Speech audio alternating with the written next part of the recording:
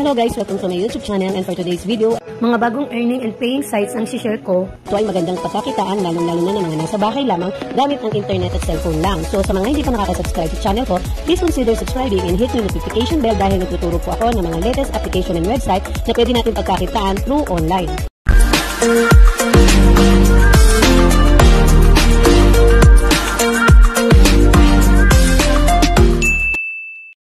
So hello everyone, for today's video ay gagawa lang tayo ng quick tutorial kay Tirlo.com. So dito guys ay pwede nga kayong kumita up to 11.16 USDT or 17% up to 25% personal rate once na sinubukan nyo ang kitaan dito. So panoorin nyo lang guys, huwag kayong mag-i-skip dahil mabilis lang to kung paano kayo kikita kay Tirlo.com.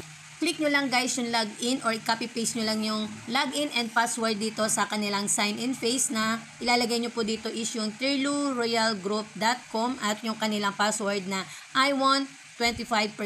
Then saka kayo magsa-sign in. So ang tanong, bakit nga ba yung kanilang login at password ang gagamitin ninyo? So dito guys, hindi nyo kailangan mag-worry dahil papasok naman po ang inyong kinita sa inyong PayPal account. So, dapat i-assure nyo lang guys na verified ito. Dahil ang gagamitin nyo po dito na Gmail account is yung inyong Gmail account guys. Kaya don't worry po dahil doon po papasok yung inyong kikitain kay Tirlo.com.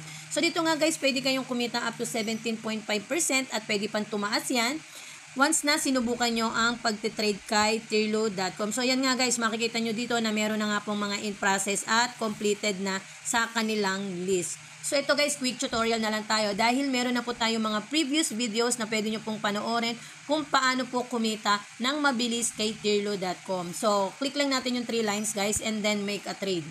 So, dito nga guys, kailangan i-assure nyo na meron kayong crypto wallet, GCash at PayPal dahil lahat po kailangan yan dito kay Tirlo.com.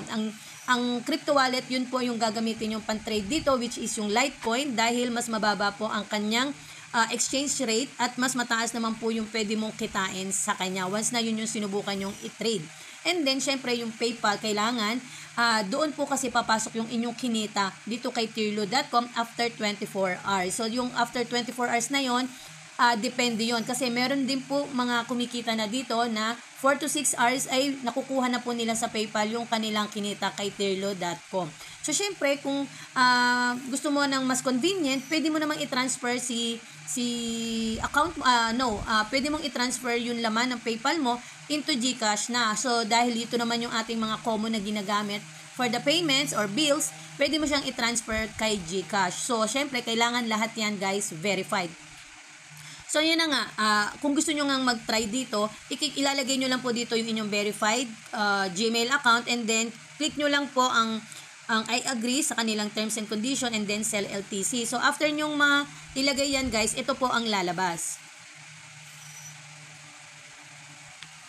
So, yan guys, ito yung kailangan mong ilagay kay crypto wallet na ita-transfer mo and then ito yung wallet address. So, pupunta lang kayo sa inyong Binance and then magta-transfer lang kayo dito kay Tirlo.com kung magkano yung gusto nyong ipasok sa kanya.